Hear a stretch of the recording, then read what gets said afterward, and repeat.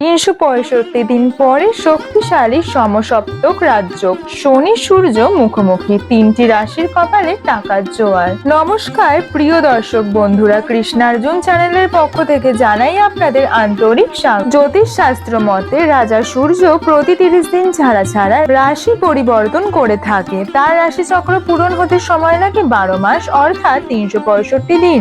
অন্যদিকে সূর্যপুত্র শনি ন্যায় তথা কর্মফলের দেবতা শনিদেব নিজের মূল ত্রিকোণ রাশি কুম্ভতে বিরাজমান ৩০ বছর পরে পিতা তথা সূর্য চন্দ্রের রাশিতে কর্কটে ভ্রমণ করেছেন।